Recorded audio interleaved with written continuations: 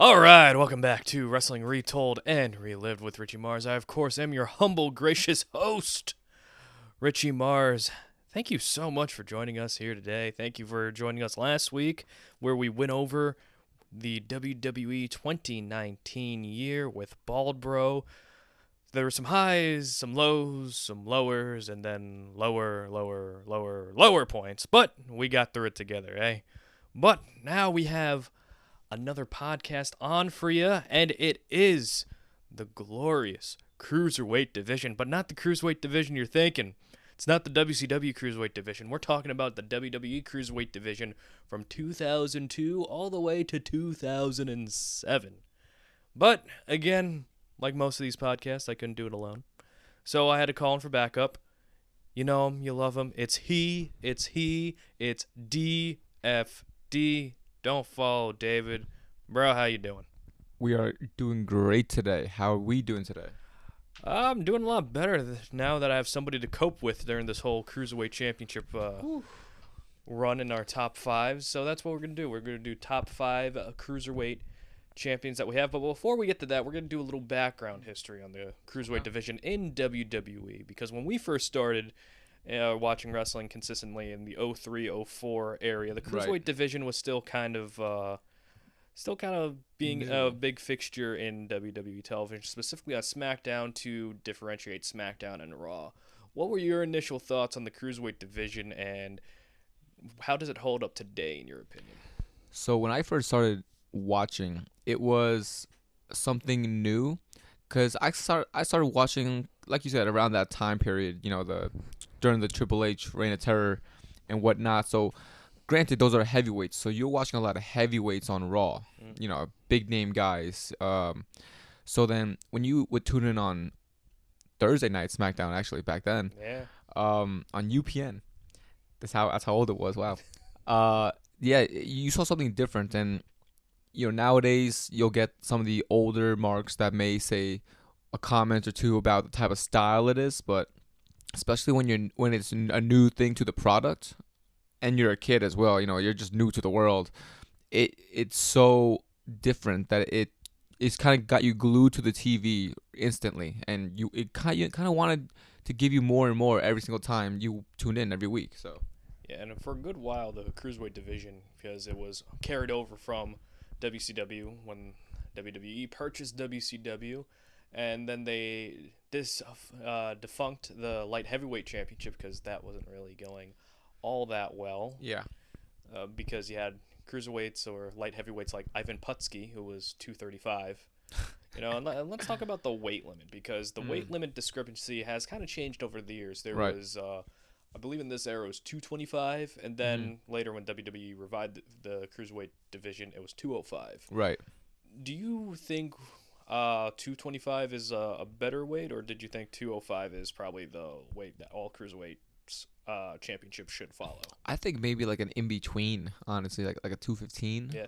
Like 205, because you can get.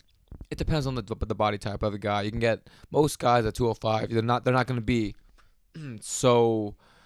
They're not going to have that look as much. Right. You look at the past Cruiserweight champions. At least they have some muscle to it. They have some tone to them.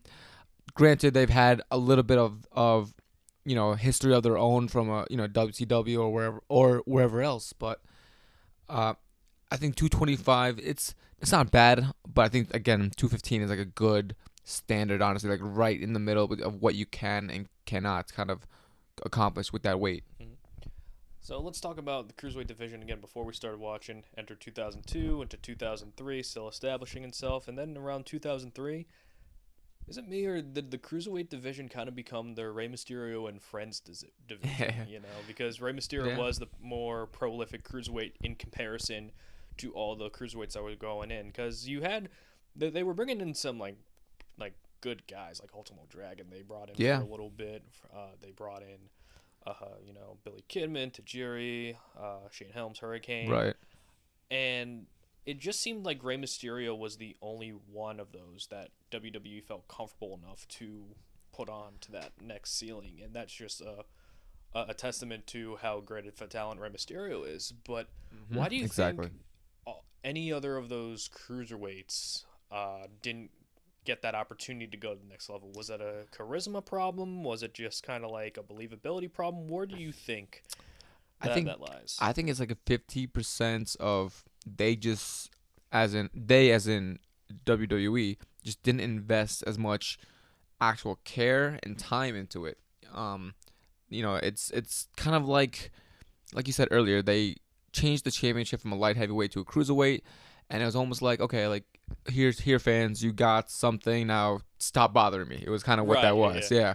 So, but I think, and then the other 50%, I think, is just Ray just was above his time in every standard.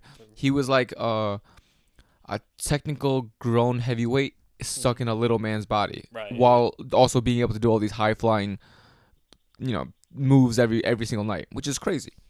And we still watch him nowadays, and you're like, how in the world does this man even get up there? But stem cells is the answer. Oh my goodness, God bless America for that.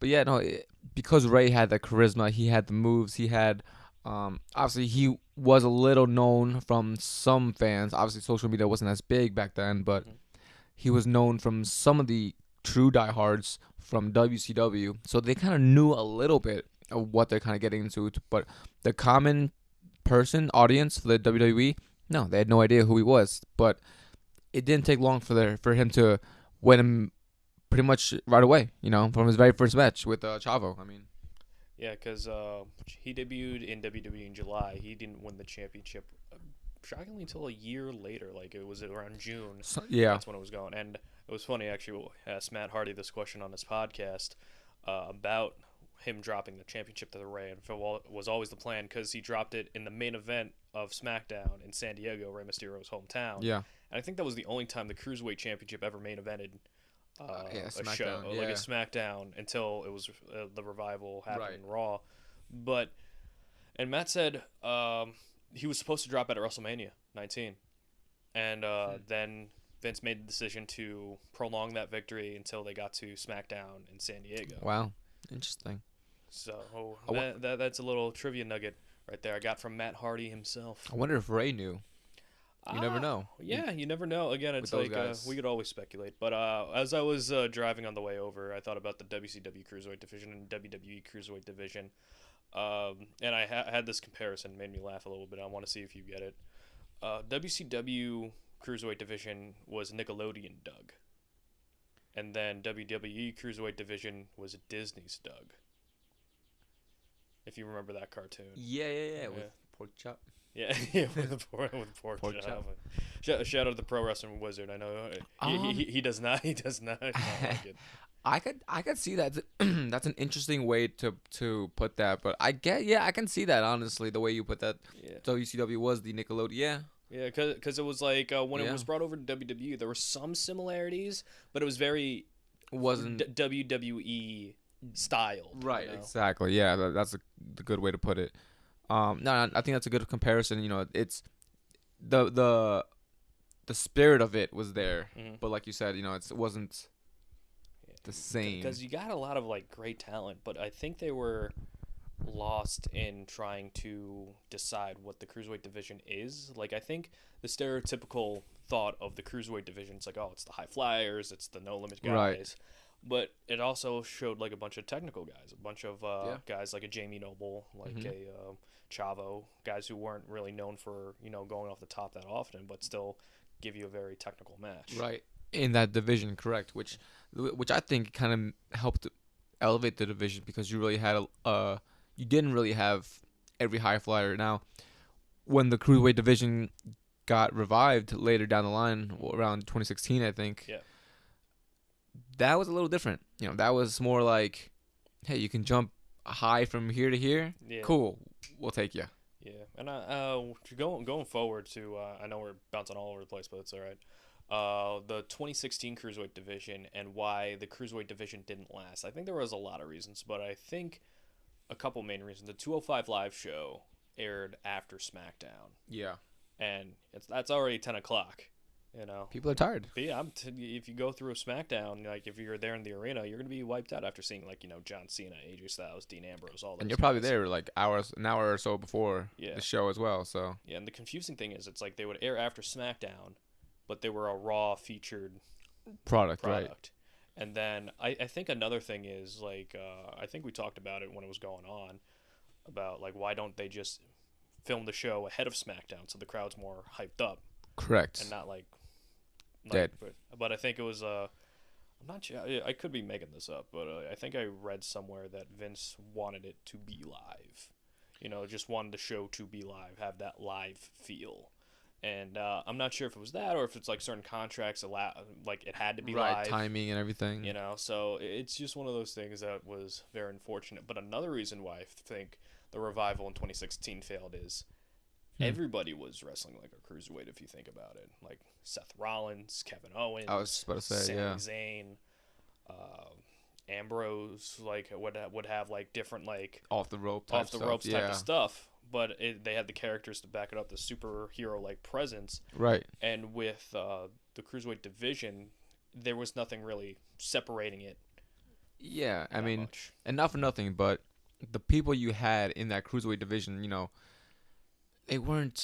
they didn't have as much personality. Like, yeah, you kind of had like a throw together gimmick that you were trying to portray. Like but you had veterans like the Brian Kendrick. They tried Tajiri for a bit, but I think he didn't last long. Not very long at all. And you had like reliable names like TJP, Rich Swann. You had Neville in there. Yeah. You had Austin Aries for a little bit. Mm-hmm. But even so, like, can you tell me, like, I know the diehards can tell me the difference between all those guys, but like, when you're watching Austin Aries on TV, like, did you know what you were watching as a common fan? Besides, like, hey, this guy could probably jump high. I would say they did kind of build Aries up a little bit because he started out as like the commentator because he was out with like eye injury. Because if you remember, like his eye was like swollen, like shit. It was I think it was a match with Nakamura, and Nakamura like I think accidentally like healed him in the face or kneed him in the face, and then it just like that'll do it. He kind of looked like a unicorn with that going on. But rewinding back in our DeLorean to going back to the Cruiserweight division of old, there were a couple of choices here that that surprised me. I'm surprised how few people actually held the Cruiserweight Championship in that I was thinking the same thing. I mean, it's looking through the history of it, I guess. They really never gave it that proper. Yeah, because if you think about it, it was it was Tajiri, it was Billy Kidman, Gregory Helms, Ray Noble, Ray, Chavo Classic, Jacqueline, Hornswoggle, Paul London, and I think I named a Funaki as well, Spike Dudley. Oh yeah, Spike. Kid Cash, yeah. Those were the Juventud. Right? Nunzio. Of course, yeah. And I think that was all of them. I mean, the fact that we almost, I think, just about named every single Cruiserweight champion is not good. Yeah. From the top of our heads too. Yeah. Like, we're not smart and people. it's like their reigns are kind of few and far between, where it's like you don't really know.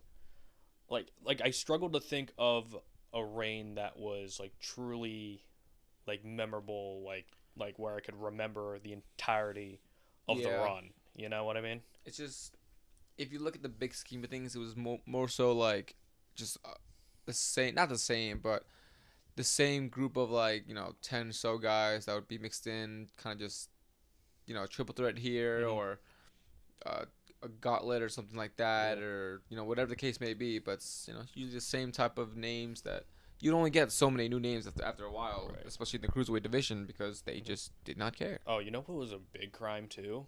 Who was that? They never had Jimmy Yang Wang win the championship, and that ticks me off to this day.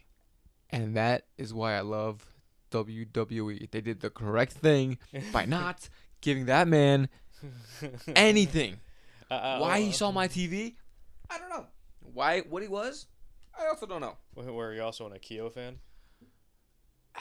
I didn't mind him. I liked him better as Akio. I like the Tajiri faction there. I liked it. I think it was Akio and Sonata, right? Yeah. Yeah.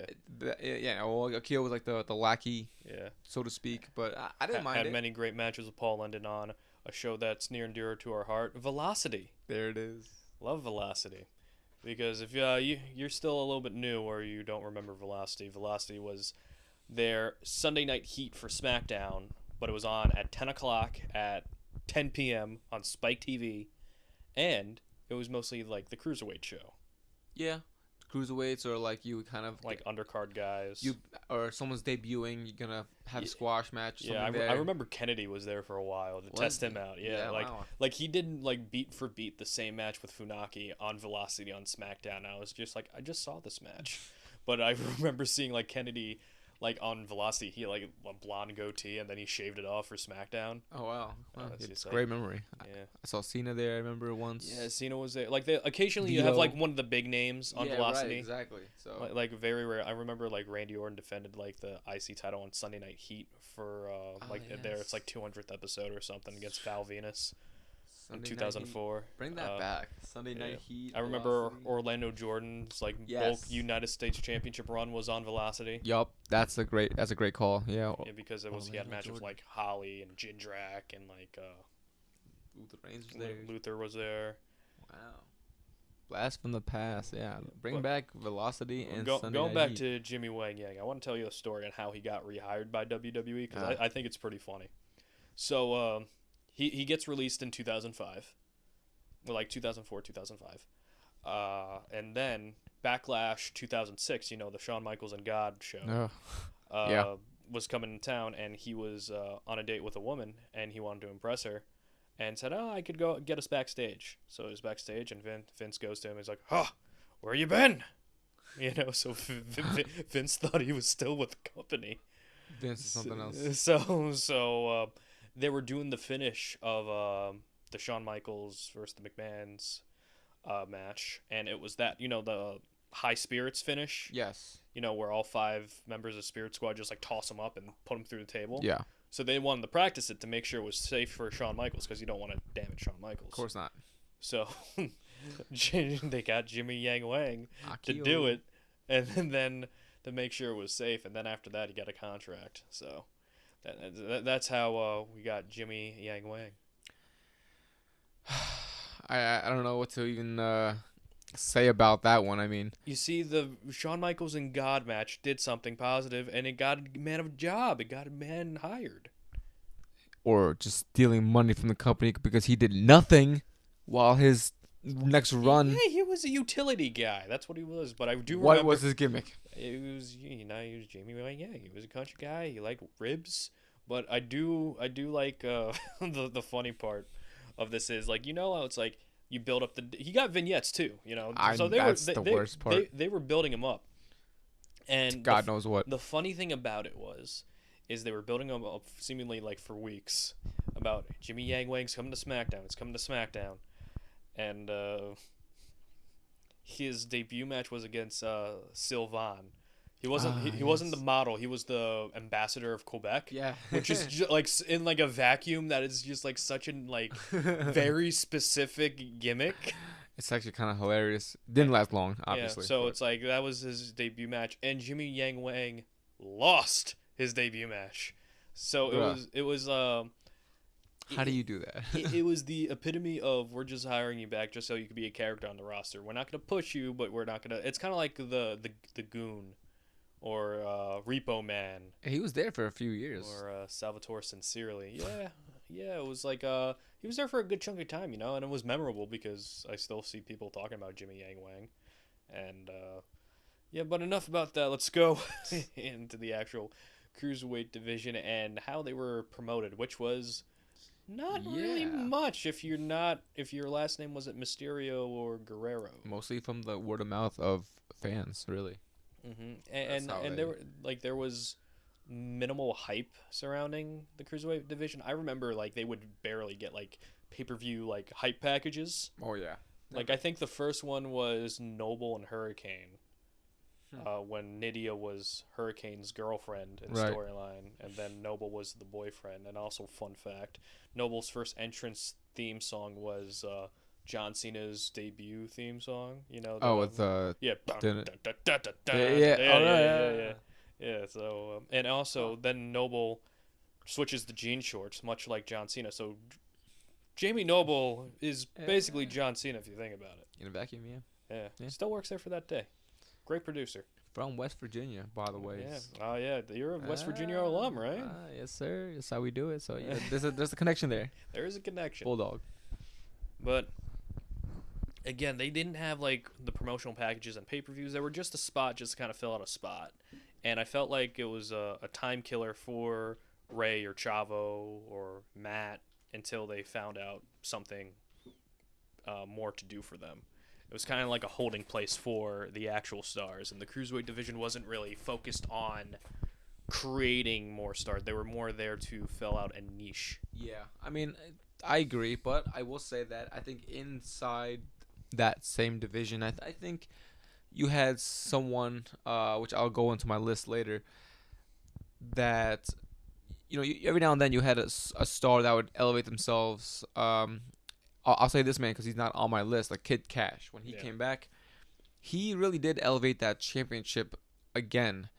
It's a shame that because he was putting up great matches, but it's a shame they didn't use him. He got injured fairly quickly. Yeah, I mean he was, but they were working with his gimmick as well. I know before they put him with Noble, so he had some good some good matches, especially with Chavo as well. But like you said, getting hurt seems to be the downside in the sport. The running timing. Game, yeah. But anyway, let's get on to our lists. I'll let you start off first. You are the guest after all. So I guess we'll start out with number 5 here. Start from last to first. Yeah. So my last guy. Well, actually, you know what? This is perfect because this is the guy I was just talking about, or I wanted to talk about. Matt Hardy. So I think in his run within the Cruiserweight division, it really kind of, I don't want to say it elevated him, but it, in a way it did because, you had all like the little Matt facts, you had things like that, I feel like because he was in the division, he was able to do more kind of like, because maybe they just didn't care enough to really, put their hands on it so much. But when he was Cruiserweight division and then when he lost it, obviously as well, he had his his Matitude followers. Yeah, right. The MFers. MFers, exactly. Yeah, the real ones don't know. Yeah, and then Grash Ali came out and he was a moron. Yeah. Well, we didn't say. And that is MOREE -on. Because Shannon Moore was the original Matitude follower. Right, because I was going to say the real ones know about that. I wish Shannon Moore was. I wish he was Cruiserweight champion. Like, remember like those. He came back as well. Yeah, remember those weird vignettes? Like he was like in a subway, like huge and mohawk, tattooed in his face like, thing. Then it was like it was like just like his theme song, and then he's like, "I'm bringing sexy back," and then CM Punk comes up, he's like, "You're opposing," and then just slapped the fuck out of him. And he smiled, and that was it. That was like his run with Shannon Moore, and it looked like they wanted to do something with him, and then they just never did. Apparently. Like, I remember reading a story at the time where it's like Vince was angry at Shannon Moore because he wanted Shannon Moore to be a babyface, but Shannon wanted to be a heel. And then, like, they did, like, that. Remember that Hammerstein Ballroom show in ECW, where Batista and Big Show were there and everyone screamed, like, change the channel? Oh, my God. So apparently Shannon Moore was, like, on, like, because they had a couple of dark matches to make it worthwhile. And Shannon Moore did not, like, receive, like, a great reception from the crowd. Yeah. Eesh. Well, I mean, I could see that. Fans tend to not like things like that. And then he went to Impact and wrote the book of Dilly Gaff, if you remember that. I do, actually. He was with Jesse Neal. Jesse Neal, yeah. Ink. Yeah, exactly. Yeah, because they have tattoos. That was a good tag team, though. Tattooed, dude. I didn't under my skin. Under my skin. Jeez, TNA music back then. Shout out Dale Oliver. But so Matt Hardy is gonna be my 5th one on my list. I think he helped elevate that championship a little bit, but more so kind of elevated him because yes, it kind of put him in a spot where he's kind of just like a little bit in lingo, but it gave him something to do. And then obviously later down the line, he got into the whole feud with Edge and whatnot, and I don't want to say it carried over, but when fans knew, when you saw Mad Facts on TV, that's something you're looking forward to one week or another, or like just his entrance was something unique. Yeah. You know, it was different. Because So that it was that internet dial-up right, kind of deal, like that exactly. Windows Yes, Media Player. which was before its time. Yeah. So nowadays it may or may not, come out well, but back then in the timing and where it was kind of perfect. So I think he's a good representation for the fifth entry on my list. What was your favorite Matt fact?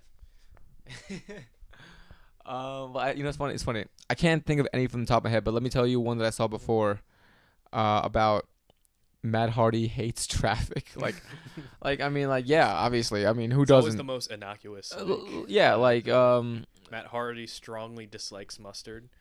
Just strongly dislikes. it was just a tone at that. Like, not even a mean tone, but it's and Matt would personally write his Matt fact. his Matt facts are And he was on table 3 for WWE, and he got angry one day because he won. Like, the rule he had was every fact had to start with Matt. So it's like Matt strongly dislikes mustard. Right. Matt does not like traffic.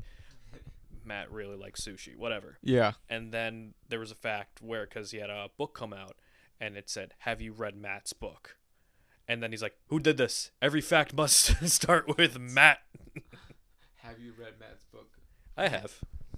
And apparently, because it was a Matt and Jeff Hardy book, where it's like they both tell their stories, but Jeff was in his mindset back in the day. Yeah. And Matt's like, he's like, yeah, that book's kind of like 90% me. I can see that. I mean, Matt's a smart guy. Yeah, so for my number 5, I got Paul London. Oh, okay. Paul London. Huh? Yeah, so Paul London, for a little bit, they were trying to build the division around him until they got bored and didn't do it anymore. But I like the Paul London look. You know, he had the Ultimate Warrior like tassels on his boots. I thought the storyline with him and Kidman, which was a complete accident, Yeah. where Kidman did the shooting star press on the Chavo, and then it started the storyline of Billy Kidman being hesitant to do the shooting star press, which I think is an angle that could work today. You know, imagine 100%. I think they're doing it kind of with like Osprey, and because with the Osprey Danielson match that happened, he said he was retiring. I forgot which move it was. It was the like the Tiger Driver. The one that hurt. Yeah, and storyline.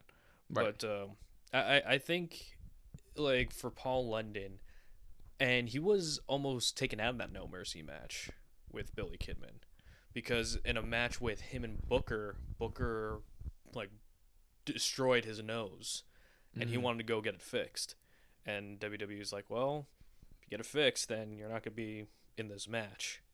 So Paul London had to wait a couple weeks and then get the surgery. And do you remember the finish where it's like Billy Kidman was going for the shooting star press and then just rammed like Paul London, and then Paul London's like spitting up blood? Yeah, it was a bad. I remember that rivalry, which is that really, for me at least, put both. Well, I was young too, so I mean, I don't know too much about Billy Kidman prior to, the Cruiserweight division, but no, those two guys really put on a good back and forth, like you said, an accidental rivalry that wasn't supposed to happen, but they made the best of it. Yeah, what I found was pretty funny, especially about this rivalry. For the longest time, if you go to like a Target, if you go to like a Walmart, they would always have the same like Billy Kidman and Paul London 2-pack. You know, the thing with like Billy Kidman with the robe, and then like Paul London tights or whatever it was. Yeah, it was in every single store. I probably had it, to be honest. No, we both had it. I remember, and we used to trade figures, and and we were trying to like pawn it off. It's like, because the Billy Kidman face was weird. It was all like scrunched and stuff. I think because I mean, there's no reason I would have ever gotten a Paul London figure by itself. I mean, that's absurd. Well, I mean, you get the 2 for the price of 1. You know what I mean? Yeah. I don't even know how much those figures are nowadays. Like they used to be like $14, but now they're probably like 30 or 20. I hope for one figure. Yeah, probably. No, I hope not. I mean, they're from Mattel, man. Nah, I can't make $30 for one figure. Oh, trust me. You'll be surprised. I would, but damn. But going on to Paul London's reign, he had a pretty fun run. He won in a battle royal. Becky Lynch won the world title in Battle Royal. Paul London won the title in Battle Royal, but I think one of them worked out a little bit better than the other. With Paul London, he wasn't on the WrestleMania card, but he was like still a constant force on SmackDown. Like his rivalry with Chavo was very good. They had a good match at Judgment Day. But this was around the time they banned the 450 and Shooting Star Press. Yeah. And that was a big like a difference. Took the steam away from him. Yeah, it's like he could always like have a new finish, but it's just like he went to Vince McMahon and he heard about it because Vince said no more off the top, and then he went to Vince and he was like, Vince, so what are you doing? It's like that, like I'll be the only one who's doing this. It'll be safe. I could even show you. And he's like, Vince's like, oh, you want us to make an exception for you?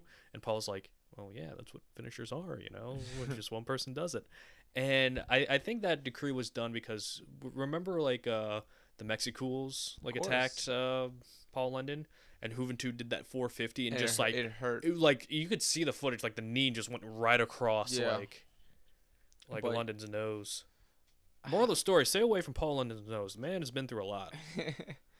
I think he's chilling right now. No, yeah, he's chilling. He's on Cafe de Rene. Yeah. So he's living his life. Yeah. He was almost the Superman in Superman Returns. Now that would have been something. Yeah. Paul London. Yeah, I could have seen it. Like he had like at the time, the short hair with the like the curl. Yeah. Need to put on a little bit more muscle, but well, that Hollywood diet, it's that chicken and rice, man. Well, get that AJ and get that Orton diet going on. Well, he should probably start that. Yeah. I mean, I don't know. I don't think he's as old as they are yet, but maybe he's gotta wait a few more years. Yeah, but it's like Paul London's reign was a lot of missed potential, and I think that if it were to happen now, I think WWE would capitalize on it. You would hope. Yeah, like. I mean, I agree crossed. though. I like Paul London's reign. It really got into the difference. Mm-hmm. It kind of made him a star in a way. Like a star to us, at least, because we were all about like the high flying. I mean, who was Paul London before that? Yeah, he was like the team with Billy Kidman, which a team that they kind of just threw together because they kind of like looked alike, I guess. I guess so, maybe. Yeah, because WWE is the master of like, you're not doing anything, you're not doing anything. Do something. Team. Yeah. Go now. So I mean, I don't hate it.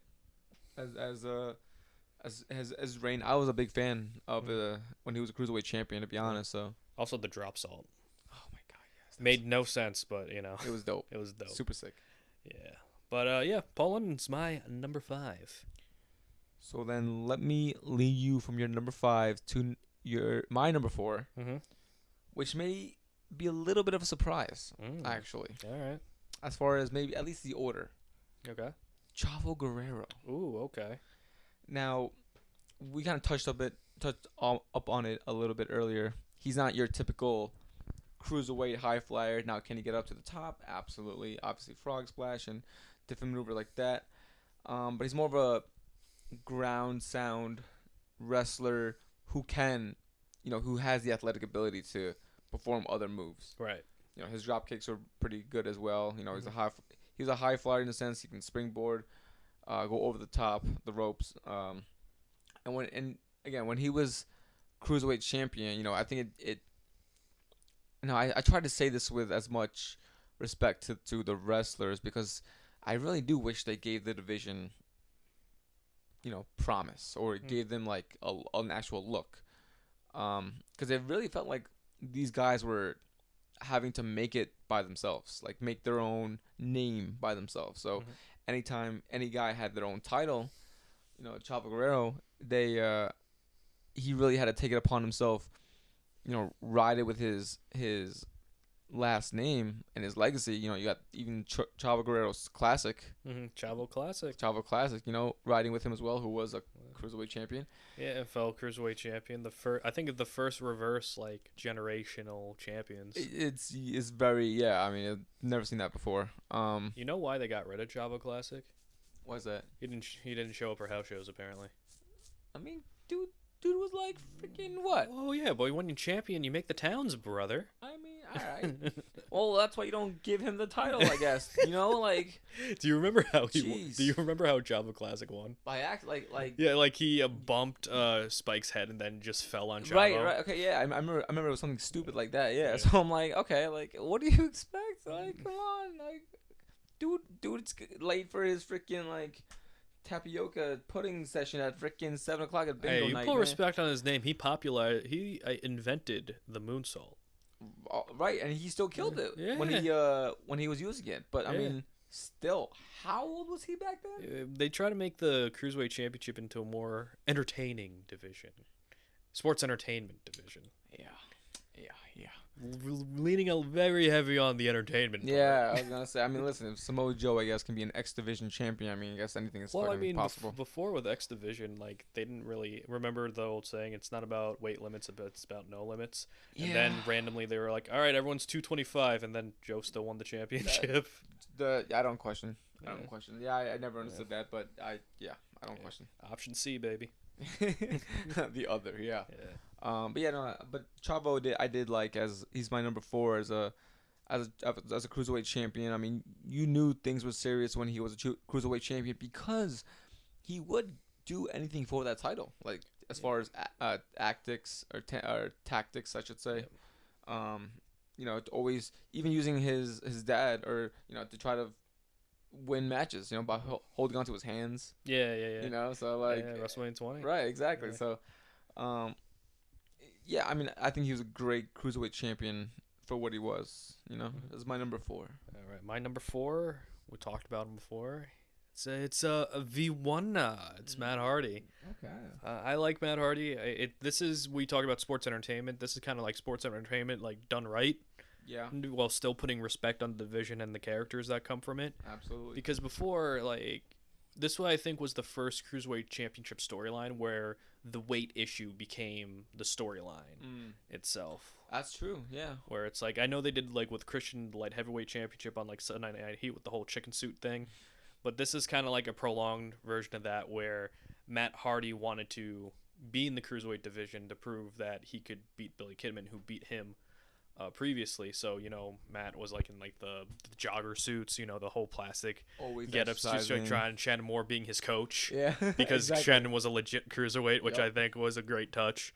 And the reason why that is originally there was a storyline, and this is before either of us are watching, but I went back and watched. Rey Mysterio was getting knee surgery done, shocker, but he was getting knee surgery, and they wanted somebody to take him out so that person could then feud with Edge. And that person was pitched to be Matt Hardy originally. So we would have gotten Matt Hardy and Edge in a feud. Interesting. A little bit earlier. But that person was replaced by somebody else's favorite, because this is when the backstage structure kind of was changing because of WCW guys coming in. Okay. So there were more WCW agents coming in. And the people that did not like Matt were Johnny Ace and Finlay. Both did not like Matt Hardy for a little bit. Which is funny because Finlay and Matt Hardy feuded for... Yeah, that was Finlay's first match. Back to WWE. Oh, that's something. Yeah, But inside tidbits. But this was Vince McMahon's compromise later down the line for Matt Hardy to be Cruiserweight champion and run with the ball for a little bit and be in a featured position on SmackDown, because when even if it's for a championship that no one really respects in a way, at least in the top, you make the championship yourself. And Matt Hardy version 1 was still an established gimmick where it wasn't going to be a main event gimmick, at least not right away, but he would be his own spotlight in that role. And he had a phenomenal opponents to work off of. Like we said, Billy Kidman, Rey Mysterio, just many, many, many people. And I think it really did elevate, not the championship, but Matt Hardy in a lot of people's eyes, because I think a lot of people thought Jeff Hardy was going to be the breakout star between the two at that time. Yeah. I mean, Jeff Hardy later did become the breakout star between the two at the time. But Matt Hardy, I think sports entertainment, character-wise, really did prove that he was the more entertaining of the two, at least personality-wise, as we're seeing today, when he does like the broken gimmick, and he And does the and it's funny because everything. you look at Matt Hardy and you see, especially back then, how creative he was, even prior to getting into WWE, going back to his backyard wrestling days. You know, Yeah. he's always been a creative mind that's just been flowing since day one. And Yeah. it's crazy to see his. And it's unfortunate because he debuted in TNA or re-debuted in TNA not too long ago, and everyone's like, "Oh, he can't move, he can't move, he can't move," and I'm like, "Yeah, like he's old. Should he be working? I don't know. That's up to him. You know, it's his career." But the guy legitimately did change wrestling for a while. Oh yeah, tag team wrestling. You know, tag team wrestling, like cinematic matches. Yeah. You know, so I think Matt Hardy does have a great place in wrestling history. And I think and this might be a little controversial, but I don't think really. I think he impacted it just as much as his brother did, but in a different area of wrestling. You guys, I mean, it's an argument to be said.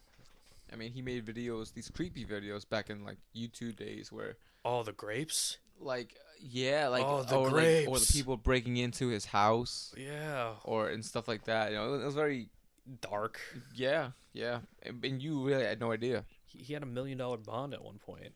It was crazy. Like, He had a legitimate $1 million bond, and like he was on the air, like the airplane, and they made that announcement over the PA saying, like, we have somebody who's under arrest and be a $1 million bond, and then Matt just gets up. He's like, "It's all right, it's me. I'll go slowly," you know. But that's crazy that he had like dude, that bounty on his head. dude lost it for a while. I No, mean, yeah, not gonna lie. I'm just so glad he's in found seemingly a it. better place. Yeah, he found it. Yeah. Yeah, but that is my number 4, Matt Hardy, the one. Your 4, my 5. That's an interesting. Yeah, I mean, I figured that was gonna happen. You know, change of order. But now my number 3. We already touched up on this man right here. Okay. But just to further go into it, Paul London. Ah, okay.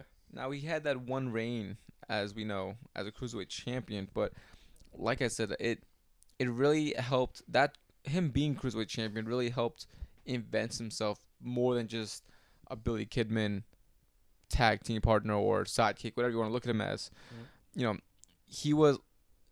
I can't say that if you had a match with Paul London, you knew who was gonna win, but you knew what you were getting with Paul London. A very fast-paced match, entertaining match. You know, the crowd was always behind him, and the biggest thing for me is why I put him on this list is he had a great run with the title.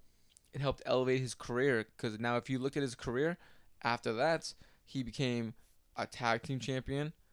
And to be honest, not even a tag team champion, one of the best tag team champions in SmackDown history. Yeah, one of the longest reigning too. My point, you know. So, and he had a great stable with Brian Kendrick, the Brian Kendrick, and Ashley Massaro at the time as well. May she rest in peace. Absolutely. But all that was entertaining. Then they had the masks as well. Like, like you know, it really.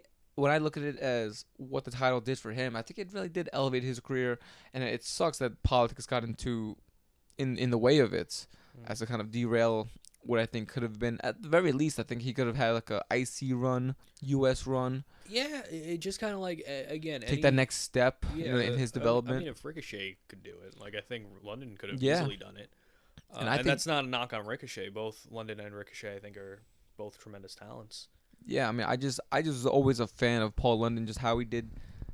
I never just could leave during a Paul London tag team match, single wrestling match. Like he had great spots too. Let's not forget that Royal Rumble spot that got him in deep hot water, because he decided to make a name for himself. And you know what? Vince didn't like it, because he did something that Vince didn't think of. Obviously, that getting clotheslined to hell from Snitsky. Yeah, and London got heat for that too. Yeah, that my point. So, it sucks that you have to get heat for being good. They planned out the spot exactly to a T, like down to the whole stretcher deal. And he asked Michael Hayes how was that, and Michael Hayes is like, it was good. It's just a little too good, which is a weird thing to say. Well, but I get it. It's just kind of like, let's say if you're like the prelim act, you don't want to overshadow the main event guys. I understand, but when you're being told to go for that glass ceiling and do whatever you can to get noticed, And like then, I don't think that would happen nowadays. no, yeah. Like you getting punished. If anything, I think you're getting rewarded for it a little bit. Right, yeah. You know, you did something. You know, same thing with Zack Ryder back in the day. Yes. That whole internet beginning. You know, dude literally said, you know, I'm either gonna, you know, go further up or get fired because I don't care. You know. Mm-hmm. Yeah. And luckily for him and us as fans, it worked for a little bit at least. But I mean, for that reason, for those reasons alone, you know, Paul London, he's my third on my list. He really provided a lot of excitement, and you know, if you look in the crowd back in the day, you saw kids with those masks as well. I mean, he was a draw. Mm-hmm. You just didn't utilize him correctly. Yeah, I remember they only had like one T-shirt. Yeah, I don't even know if they had a T-shirt. That's what I mean. I don't know. They had one. They had one. That's insane. It's got it looked kind of like Hunchback of Notre Dame style art, and then it's just like it had like one of the masks or something. I can see it. Yeah. But my number 3, and I feel like our lists are very similar. Chavo Guerrero. Chavo. Ooh, Chavo. Mm-hmm. Yeah, again, with everything in a Cruiserweight division, I don't think they had that solid. They didn't really have that solid heel or solid bad guy that could do a little bit of everything. You had Jamie Noble for a bit, and Jamie Noble is my honorable mention here. But Chavo Guerrero really did prove himself as a singles competitor, and I think a lot of people just looked at him as Eddie's nephew, right? Pretty much. And you know, it's always hard being a legacy in wrestling.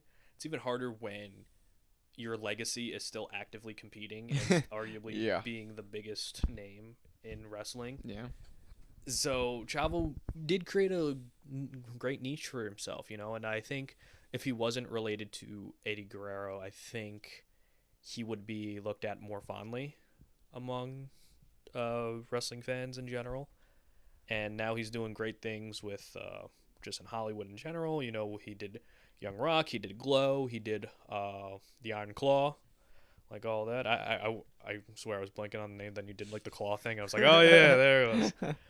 But with Chavo's run as Cruiserweight Champion, you know, he defeated Rey Mysterio, and I think his like he had a lot of like good solid runs with the belt. He lost to Jacqueline when he this is when that weird phase where they were calling him the Cruiserweight Champion of the world.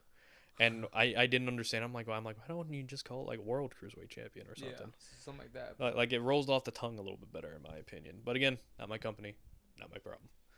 So, but with Chavo, I just thought him and Ray had great chemistry. Like I think it's like almost on par with Ray and Eddie in terms of in-ring stuff. Yeah, of course. Though it's not gonna compare to the Halloween Havoc match, but him and Ray had a great match at Great American Bash 2004. Yeah. Which is probably the only saving grace of that entire show. Remember the Concrete Grip match? Oh, yeah. Trust me, I do. Oh, I try not to. But I think Chavo was a very good addition to the Cruiserweight Championship division. And I think he, along with Ray, were the only, like, 2 guys that started in that division that kind of got into the other side. Yeah. You know, in a solo capacity. We talked about London, right? Like branching off in the tag division, but I think both of them were safer bets to do something afterwards. Yeah, I mean, Ray, obviously, we know his track record. Chavo, to this day, I feel like, listen, if you gave Ray the world title at WrestleMania, you know, with Eddie's passing, I mean, why could not Chavo have had an IC run during that time? I mean, listen, sometimes it sucks. Listen, yeah, you know, losing Eddie, we all hated it. Mm-hmm. But you should have really had that momentum and keep riding with it. Ride him to almost, you don't have to have him win it at WrestleMania. You can have him even lose it at WrestleMania. But to pick up the IC title somewhere in between there for a little bit of a run, you know, something. I mean, that dude's going to be running money. You know, he's going to be drawing eyes on you. He's going to have you that sympathy, underdog type feel to it that everybody was giving Ray. I mean, I guess I kind of understand it. You don't want 2 of the same ones running at the same time, but I mean, what's better than your own actual blood, you know? And again, you're not giving Chavo the world title or anything. You're just giving him like a mid card title, U.S. IC. He was on Raw at the time. Yeah, there were plenty of opportunities to give him the. I heard there were rumors. I remember at the time like, too. I remember like he had that feud with Benoit for the U.S. title. I thought that for sure they were gonna drop it there because that was the new like heel tandem with Vicky. Right. He faced Benjamin for the IC title the night after Mania, and that's when Chavo quit. In storyline. Yeah. You know, and that was that whole story. But yeah, again, there were plenty of opportunities to see if Chavo could go to the next level, and I don't think, and you know, the fan reception I think was a part of it too, just because like he didn't. I don't even want to say he got over, or like didn't get over. It's just kind of like I think when Eddie passed, I think Chavo kind of almost became a reminder in certain ways. Could be. Yeah. That it's just kind of like Eddie's not here, and Chavo is like trying again. That whole storyline with Ray, like I think is like one of the worst in terms of like, you know, it's like Ray wanted to be a Guerrero and just using Eddie's name as like a story. Yeah. When it's just like I don't think it just kind of helped the fan. It just made the fans uncomfortable. At least it made me feel uncomfortable. You know, and it's hard to make me feel uncomfortable during actually, no, that's not true. There's a lot of things that make me uncomfortable watching wrestling.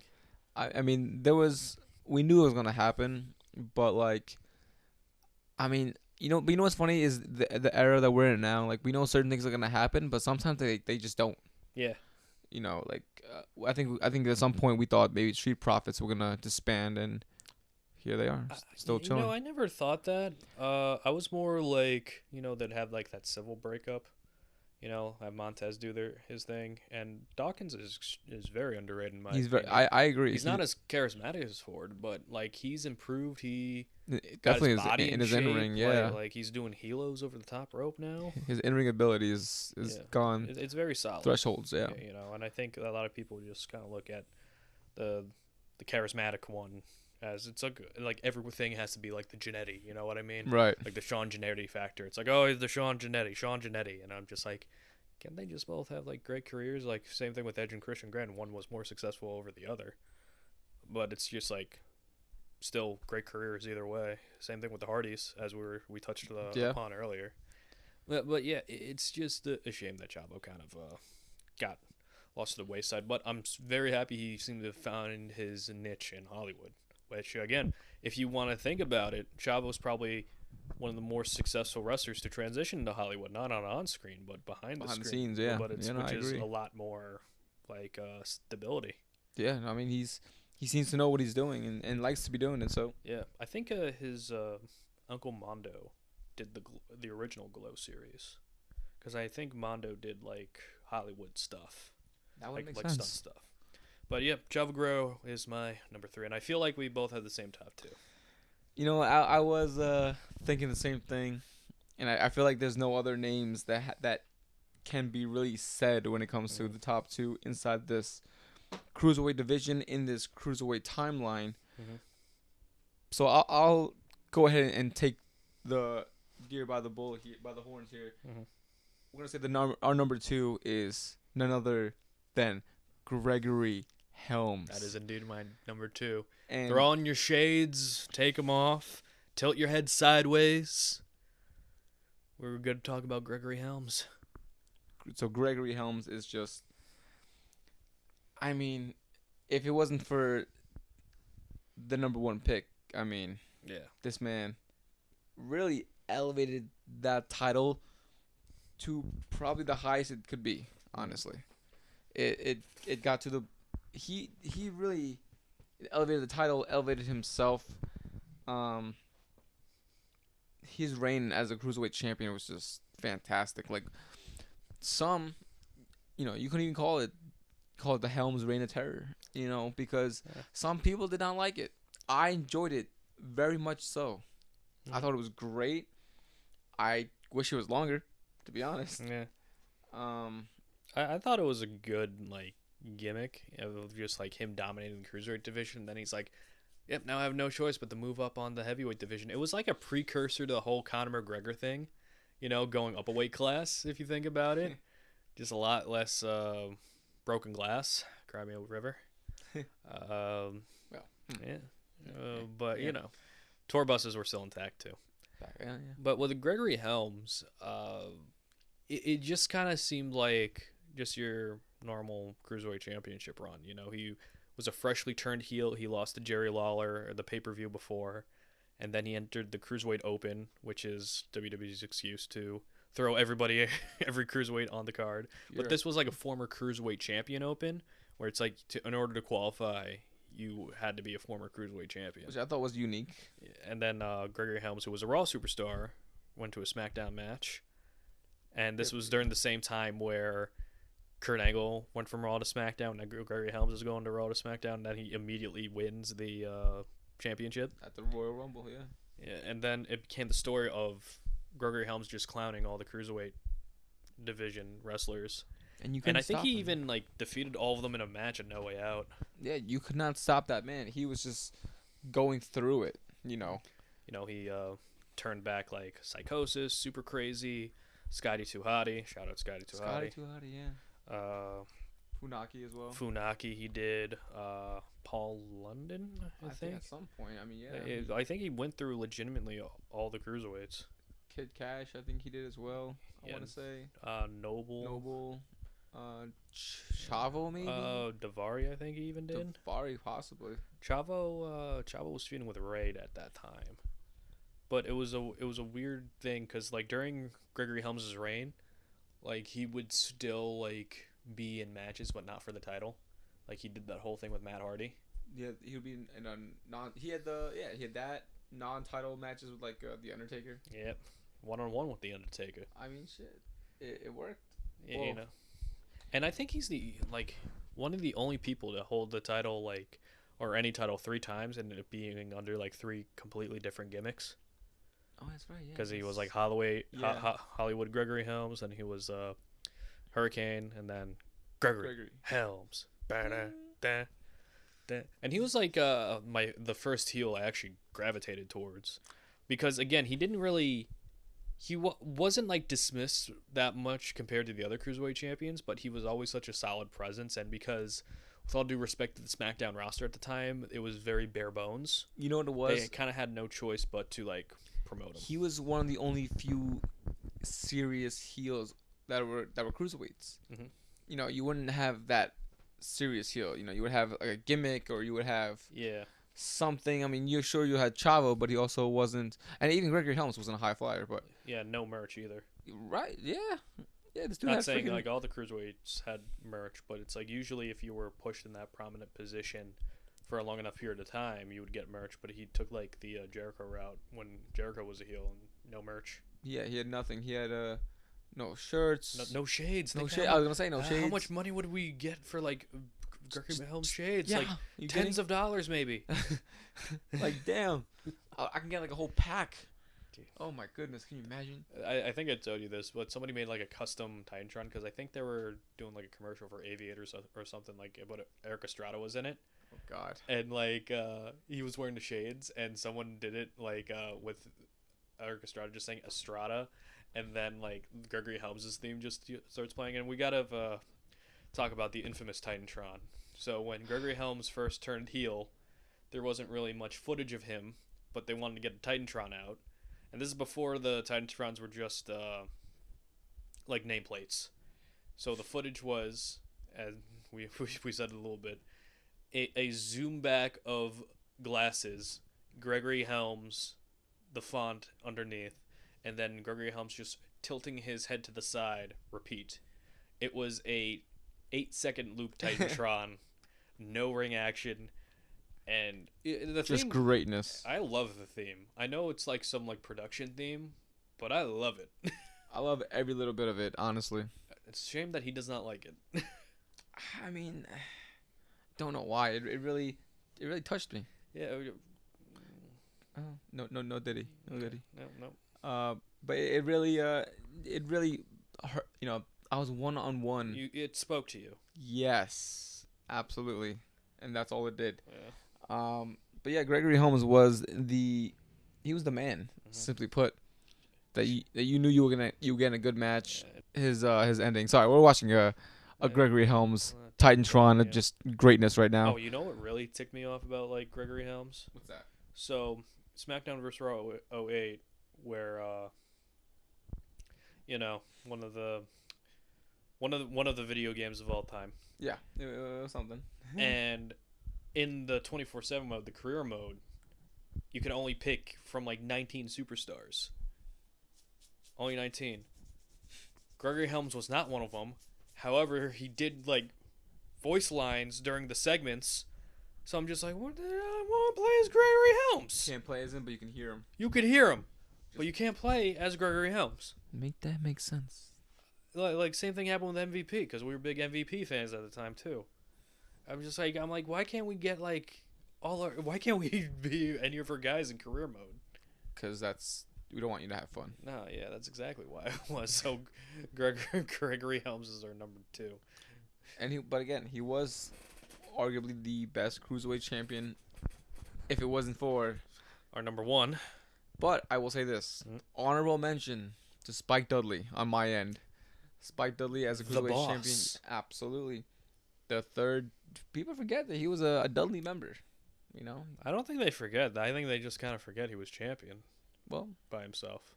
I think a little bit of both, to be honest. I think they just forget the man even was there. Yeah. You know, and that he was a cruiserweight champion. On top of that, I mean, he had that like camo, that orange camo, gray camo, and then that goatee. Like he had that Billy Goat goatee. Right, that SOB look, that that punchable face.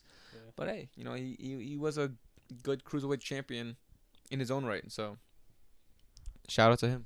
All right, but our number 1, of course, is Rey Mysterio. Who else would it be? Oh, I mean, it's probably the most anticlimactic top 5 of all time. You mean Hornswoggle wasn't in your top? Okay, 1? So off air, you said if I even mentioned Hornswoggle, you'd kick me out of your house or you would leave your house. And now why we mention him?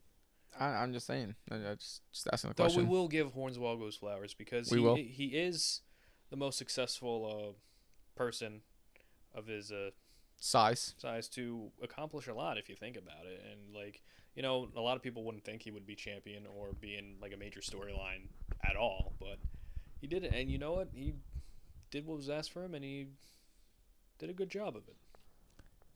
It should have been me. All right, but our number 1, Rey Mysterio. So, sky's blue, grass is green. Rey Mysterio is the number 1 cruiserweight champion of all time. Would you like to get started of why?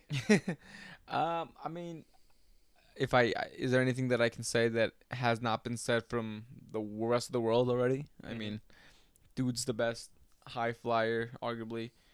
Luchador, one of the best masked wrestlers. I know it's the same thing, but different culture that we've had in our lifetime. And I've always said, and I think I brought it to you up off air as well, that it's, for me, it's always a little tough to call him the best luchador ever, because there are many more people in other Latin countries that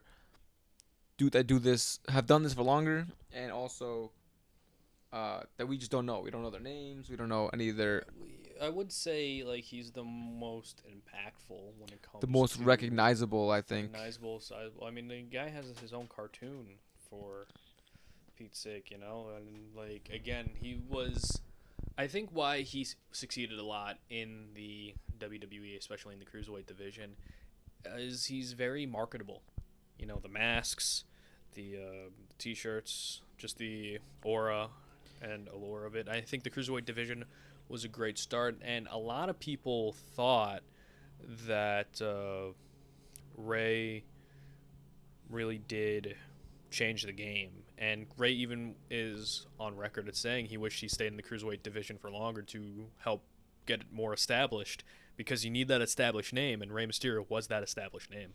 But given he also was, I want to say, almost like the first of his kind, he himself didn't know that he was going to make it through, to, out of that division. So, hindsight is 20/20. So to say like, yeah, I should have stayed there longer to possibly do this. I mean, yeah, sure. But, Rey, like, especially at that time, I'm glad you focused more on yourself first, more than the division, because who knows, what the future would have been if it wasn't if he didn't kind of focus more on that on himself. And you always wonder too, like, what would have happened if Eddie didn't pass? That's always the big question, because yes, Ray was, more or less out of that division, but it really helped, or I should say, it really boosted his main event status, being the right superstar in the right time from when Eddie did ultimately pass. Well, also, Gregory Helms, who was our number 2, said the day that the Cruiserweight Championship died was they had a champion versus champions match with Rey Mysterio as World Heavyweight Champion and Gregory Helms as Cruiserweight Champion. And Gregory Helms is about 6 inches taller and about, give or take, 50 pounds heavier, And that kind of stature really did put, I think, eyeballs in that. Why would we have a world champion that's 165 pounds and a cruiserweight champion who's 220 and closer to 6 foot, when then you're in a situation where you can only suspend your disbelief a little bit too much. Right. And I think a lot of people in that moment thought Rey Mysterio being a main champion kind of was the drawing point for that, unfortunately. I mean, they didn't do themselves any favor by booking his world title run the way it was booked. I mean, that was just atrocious. And you could hear that in our archives. It's one of our first episodes. Fantastic episode, by the way. One of my favorites. Because it's in my top 10. Listen. But yeah, I mean, Helms made a good point with that. I mean, from a picture standpoint, it's not the greatest appeal. Nowadays, I think it actually would market a lot better, to be honest with you. I think that's something you can build around if you had like a tall cruiserweight or a very lean cruiserweight and then like a Ray type of world champion. Well, I'm glad you said that, because I'm going to segue into something real quick. So WWE released a new show called WWE Speed. And Speed, for those of you who haven't watched, these are 3-minute matches, 3-minute time limit, and they're basically like video game matches. And majority of the opponents so far are cruiserweights and Bronson Reed, who is not. But it kind of is a mixture of the cruiserweight style and the just kind of like the lucha libre style. And Bronson is a very good base. And when I say base, he's the guy who catches everybody safely when they are doing all their high-flying moves. So Bronson does make sense to me. Do you think that WWE Speed is almost like a little bit of a spin-off successor of the Cruiserweight division, or do you think it's just kind of like one of those marketing things like we were talking about? Yeah, I mean, I think it's more so like kind of like a gimmick type of thing, more so than it is to the actual cruiserweights. I think in such a short time span, I think it only makes sense to have more of the high flyers on there, because you're not gonna have someone like you're not gonna have like a technical wrestler in there who's giving you in headlocks for chain wrestling you for like 2-3 minutes, and next thing you know you're done. Bell rings, yeah. Yeah, and you haven't even done your first suplex of the match. So I think it kind of makes sense with the guys they have in there, but I don't want to say it's a replacement for the Cruiserweight division. I think it's just maybe giving you like a little taste of it, / like I said, more so on like the actual gimmick of the actual match itself. But yeah, and I think it's like kind of smart on WWE's part to put it on X, on Twitter, and it reaching across from like anywhere from 500K to millions of people, even though if they're seeing it for a second with WWE's new found wave of popularity. It just kind of makes sense to reach a new audience and different audience, because in this day and age, people scroll on TikTok, and if you're looking at something for like 2 seconds, you get bored by it really easy. Yeah, I mean. So I think it's like smart in that regard. Is it going to be long lasting? I don't know. Time will tell. No, I can't see it being long lasting, but for like a quick 3-4 minute video, I mean, you have people online that, and me included, before I kind of got back into the fold of things, that would kind of stay on top of it with what's going on with like these 3-4 minute promo highlights or match highlights or Yeah. whatever it is on YouTube. It's like, it And helps. also, they're not really like sacrificing much. It's, if you think about it, just 3 minutes of content to film. That's what I'm saying. Yeah. Really So good. it's like a regular size video that they would just post on there, whatever. So Yeah. it's instead you get an actual match, show a little bit of the wrestlers. I get Yeah. it, but I can't see it lasting forever though. Do you think in nowadays the Cruiserweight Championship can thrive, or do you think it's kind of past the point where the Cruiserweight style has been ingrained in the heavyweight style? That's kind of a moot point to bring the Cruiserweight Championship back. That's a great point. A little bit of both. I mean, we see main event guys like Rollins and, like you said earlier, like KO and whatnot. They'll do more athletic maneuvers. Even like a guy like Ivar. Yeah, I mean, what the hell? he's doing a moonsault, Jesus Christ. the doom salt. Jesus, like, come on. I mean, that's a great question. I mean, I would like to have a cruiserweight division back, honestly. Again, I mean, you had other guys that weren't high flyers like Chavo and Gregory Helms, Kid Cash. Those weren't like super high flyers inside the division. Even Tajiri wasn't a high flyer; he was more of a ground wrestler in that aspect. More martial arts based. More right, exactly. I would like it back, but just don't bring it back to bring it back. Just do something with it. Make it to how it was back then. But if not, I'm kind of cool with how it is because it is. You do see a lot of high flying throughout the card at this point. Mid card, lower card, high. It doesn't matter. Main event doesn't matter. It's there whether it's pertain to what it is, or you market it to what it is, or you just see it. Yeah. It's there. Yeah. So, yeah. Overall thoughts on the Cruiserweight division? I like it. I mean, I think that's kind of what brought us to X Division wrestling to begin with. Was a very similarity to that around that time period.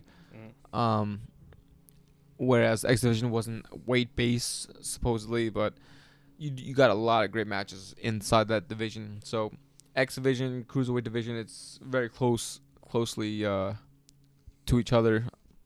I would love to see some sort of resemblance of that back. But you know what? Just don't bring it a show. We don't need 205 live. Just all right. Here's some cruiserweight action. Boom, done. Here's don't make it a whole thing. Just make it part of the show. Just that's it. Make it smooth and good to go, and that's all we're asking for. I'm gonna pitch a WWE show called WWE Slow, and it's just Randy Orton chin locking for 30 minutes. God, yeah. What, him and Cena for like the 100th time back then? Oh, we gotta do an episode on that. Jesus Lord. All right, that has been this episode of Wrestling Retold and Relived with Richie Mars. That is DFD. DFD, do you have anything to say to the parting audience? Do we still not want to follow you? Yep, we still don't want to do that. All right, I'll make sure I'll get a t-shirt for you for that. Absolutely. Buy it. All right, so again, this has been Wrestling Retold and Relived with Richie Mars. You can follow us on the TikTok and the Instagram at Retold Richie Mars. You can listen to the show every Tuesday, Spotify and Apple Podcasts. TTFN, ta-ta for now, and we will see you next time. Ding.